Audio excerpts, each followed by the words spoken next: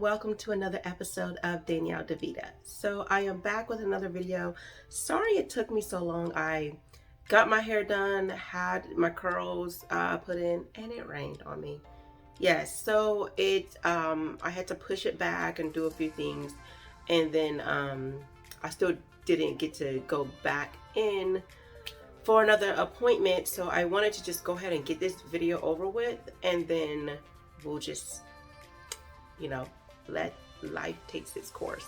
So I'm not going to get bent out of shape of it because of my hair issues. But anyhow, I wanted to go ahead and do two videos because I had two videos that was planned. But since I don't want to put them off, I am going to do another video today, and then I'll post another one for tomorrow, and then I'll just probably post them at the same time. So I am going to do a recording today and another one tomorrow. So here we go. First, let's go ahead and get housekeeping rules out. If you bash women, if you bash men, you cannot comment on this channel. That's how it is. We do not bash people because that's not what this channel is. This channel is to hold us accountable as women, so we can be better for the relationships we want.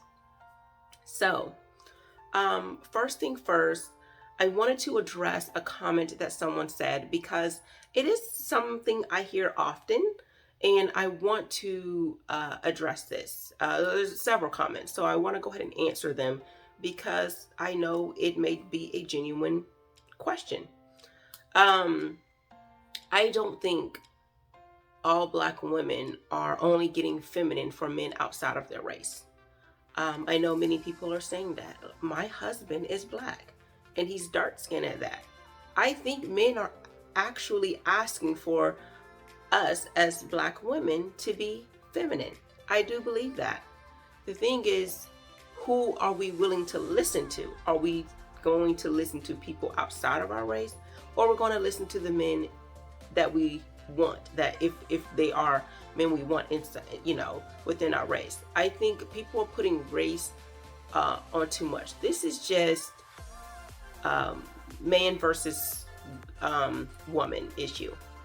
Men are asking this question, and then women, they're either determining whether they want to do what this man is asking or not. Most women tend to listen to the men they want.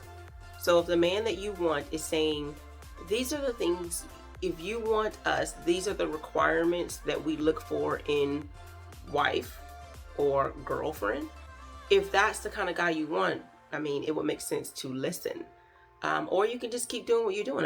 If it's working, it's working. If it's not, keep doing what you're doing, because fools are those who keep doing what they're doing when they're not getting the results they want, and people who are telling them to get set results.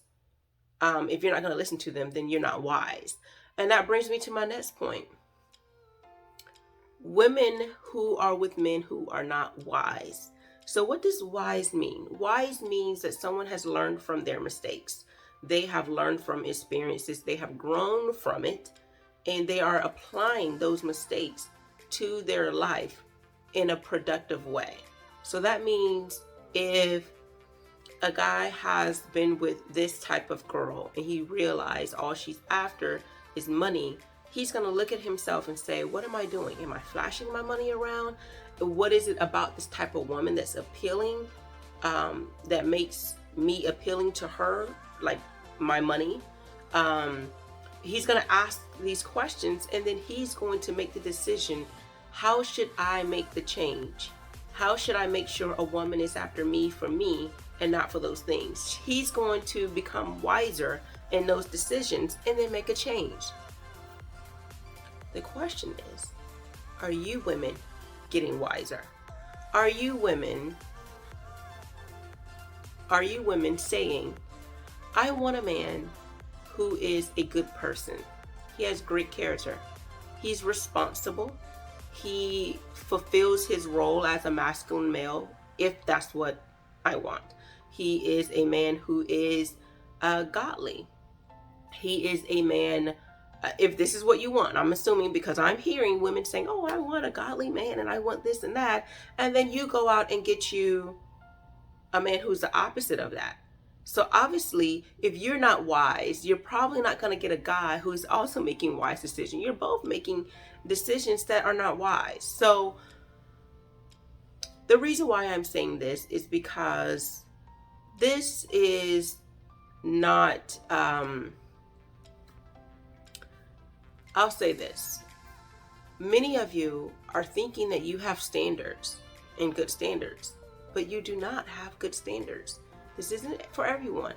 If it does not apply, whatever I'm saying, let it fly. So if this doesn't apply to you, then disregard it. This is for someone. It may apply to someone. The reason why I'm saying this is because so many of you think that you have standards and you do not, or you don't have great standards. You think you are picking the right man, but you are not. And when I say pick, you're not the one finding a man. The man finds you. So women are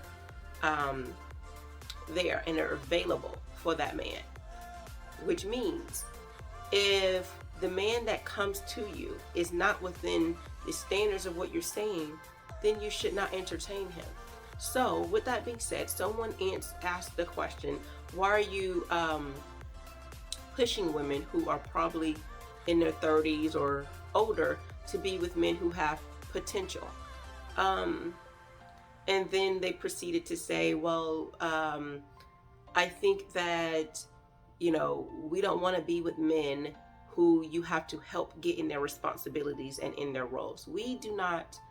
So on this channel, we do not speak about men who are not fulfilling their role. So if they're incels, MGTOW, red pill, they don't want to be married, they are moochers, they are men who sit down and watch TV and do not want to work. We don't speak about men who are not ambitious. On this channel, all we speak about are the men that you say you want. We speak about men who are of great character, men who are ambitious, men who are go-getters, men who are fulfilling their role. So everything that I say, you apply it to that man. When I say a man with potential, there are many men with potential that may not have gotten to what it is that they will be in the future. If I really feel like you may be a little flawed in your thought process if you think that every man who is in their 30s is just going to be top notch and exactly where they want to be in life. It takes time. You're not where you are in your 30s. I'm not where I want to be in my 30s. Not to say that we're not doing well. Not to say that I'm not accomplished. But there's so much more I want to do. So people tend to get the peak of their career when they get into their mid-40s. And I'm not saying that doesn't mean that people are not making six figures now or doing things now. As I mentioned, my husband and I are high earners, but we are not complacent right now. This is not where we just want to be, and this is it. We are in our 30s.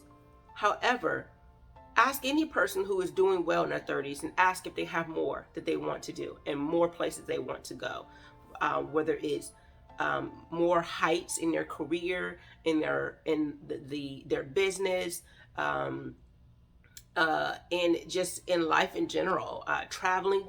So many people have so much more places that they want to go, and they may not have achieved it all in their 30s. So you are mistaken if you think that you're going to be in your 30s and this man is just everything. He is just the top notch of everything. He's the expert in his field. He's this, he's that. People have to get, let's say a guy got in his career at 22 and he's 33 now. That's 10 years. People spend 20 and 30 years in their career, and then they can become phenomenal. But you guys want top notch, and I think that means your standards are just unrealistic. If you're in your 30s and you're meeting a guy who's actually fulfilling his role as a man, he is a masculine male, he's doing his thing, he treats you well, he has great character, he has a job and it's a good job, it's not dead end. Why are you not wanting to be with him? You're saying that he's not fulfilling his role. I'm not asking for someone to be with someone who does not know their responsibilities, and you have to help them in their responsibilities. I don't teach women to raise grown boys, man-child. I do not do that. What I do is I encourage you to be supportive, to be encouraging. And then from there, you guys will grow together. But so many women want this microwave society. And we spend so much time worrying about what the men are doing, what other people and other races are doing. Let's worry about us. This is what I mean about accountability. Let's worry about us. This is what I want for us, to worry about what's happening in our community and how we can be better, not worry about them. A lot of women may be under the impression that all black men think that women, our black women are masculine. There are many feminine black women, but sometimes there are things that we can do that can emasculate a man, and it's how we speak to a man, how we speak to others. So many times we spend so much time saying we are feminine and we are this, and men treated us like trash. Reevaluate that situation and tell me. If you dated a guy and he ended up getting you pregnant and left you, yes, there may be a problem with him. But tell me there's not a problem with the fact that you decided to get with him. Are you saying that he didn't show his true colors until later? Or did you just not see the red flags? Is this a guy who you open your legs to without getting to know? We have to hold ourselves accountable for some of the things we've done. The fact that you got with this person is enough said that maybe your standards weren't where they should have been. So we have to take the time to stop just looking at it in a one-sided situation and look at it both sides. How can you learn? How can you grow from this? And that's all I want women to do. So I'm gonna go in more detail about some of the women that people believe that's feminine and that may not necessarily have the mindset. So we want to promote you to be feminine inside and out. So that's what I want to do, but I thank you for listening, and I don't want to go on a rant on this. So I appreciate you listening. Comment below and hit the subscribe button.